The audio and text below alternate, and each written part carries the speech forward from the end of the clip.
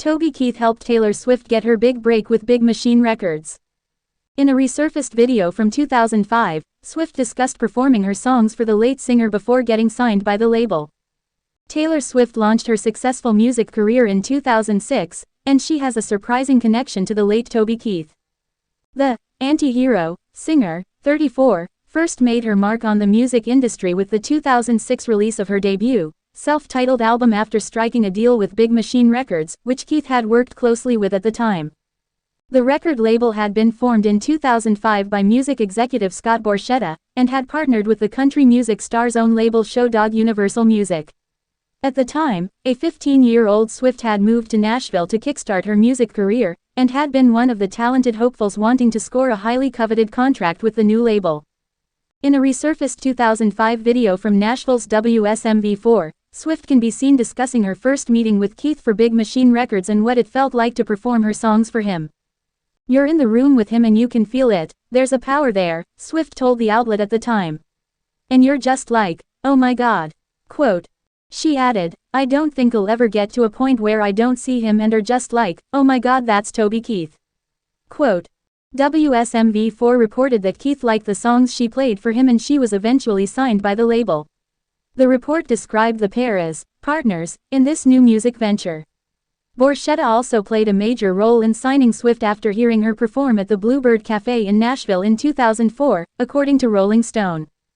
Big Machine Music and Keith's dog Universal Music worked closely together for a few years, with Borchetta even encouraging people to think of them as one label with two A&R sources, in an interview with CMT Insider.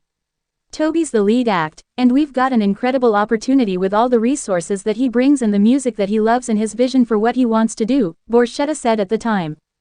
However, the partnership broke up in 2006.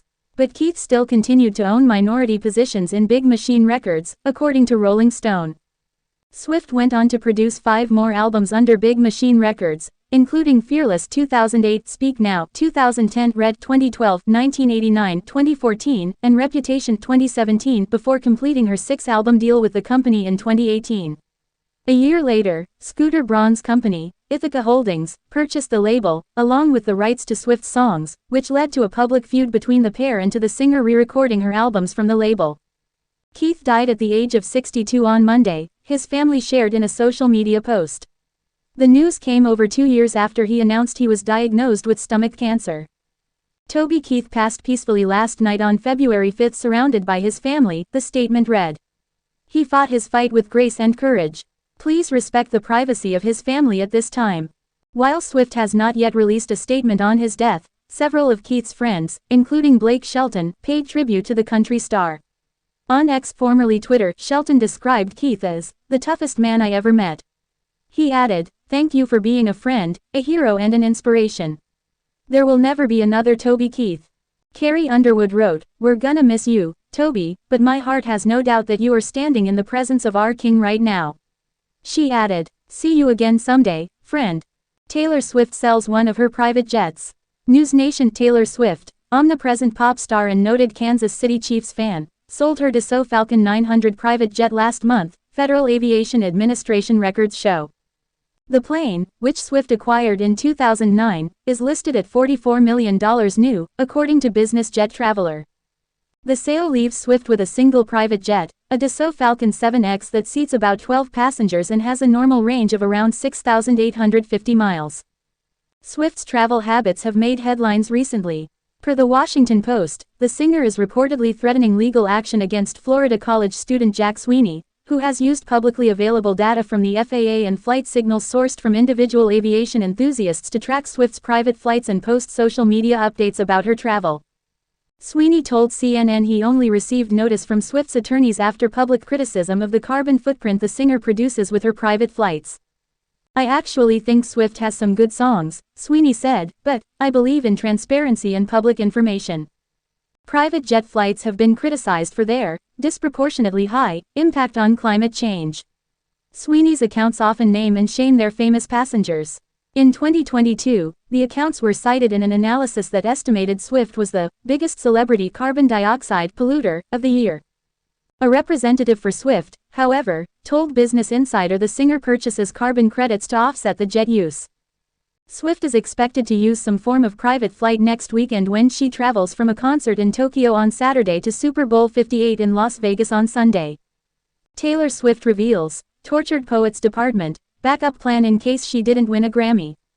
The pop star also explained when she started working on her upcoming 11th album as the Eras Tour resumed in Japan. Taylor Swift officially kicked off year 2 of her Eras Tour in Tokyo today, or, technically, tonight if you're in Japan, February 7th, and took the opportunity to start sharing some details about her next album, Era, The Tortured Poets Department. Swift announced her 11th LP out April 19 after winning Best Pop Vocal Album for Midnights at the Grammys this past Sunday, though as she told the crowd in Tokyo, there was a backup plan in place just in case she didn't win any trophies. Can you imagine? Going to the Grammys, going in, I had this plan, she said, adding that she'd shared it with only a few people, including producer Jack Antonoff. But I really hadn't told very many other people. I thought, okay, if I'm lucky enough to get up there and win one thing tonight, I'm just gonna do it. I'm just gonna announce my new album. After pausing for some extremely loud cheers, Swift continued, and luckily enough, that ended up happening. My backup plan was I was going to do it tonight in Tokyo. But thanks to you and your support, I was lucky enough to win a Grammy and tell you about it on stage at the Grammys. And now we can talk about it afterward, we can do like a debrief tonight. Swift proceeded to share a few details about Tortured Poets Department, including the fact that she began working on it immediately after turning in Midnights, which would have been months before that album was actually released. I've been working on it for about 2 years, she said. I kept working on it throughout the US tour, and when it was perfect, in my opinion, when it was good enough for you, I finished it. I am so excited that soon you'll get to hear it, soon we'll get to experience that together. Taylor Swift shows off white nails at Eras Tour Tokyo concert in honor of The Tortured Poets Department album. It's a white nail occasion. After surprising fans at the 2024 Grammys on Sunday by announcing a brand new album, Taylor Swift kicked off the 2024 leg of her Eras Tour in Tokyo sporting an interesting new nail color. Taking to the stage, Swift showed off short nails painted with bright white polish, a nod to the neutral, black and white color scheme she's chosen to represent the upcoming album, called The Tortured Poets Department, which will be released on April 19. Swift first rocked the white nails on the Grammys red carpet, where she chose a white Schiaparelli corset gown, paired with black opera-length gloves and piles of diamond jewelry, including a watch necklace with the time set to midnight, a nod to her album, Midnights, which won the award for Album of the Year. Whether she simply didn't have time to change her manicure or was sending a larger message about the new era on the horizon, the 34-year-old is well known for providing hints about what she's working on through her clothing and beauty choices. Last year, she was often seen wearing a multicolored manicure on stage, with each nail representing a different album, or era, to keep in theme with the 10-album concert. Travis Kelce expertly deflected a question about the Taylor Swift engagement rumors. Sounds like we might be waiting a little longer for that Swift-Kelce engagement news. Taylor Swift and Travis Kelce haven't even been dating for 6 months yet, but the pair are already dodging speculation that an engagement might already be on the horizon.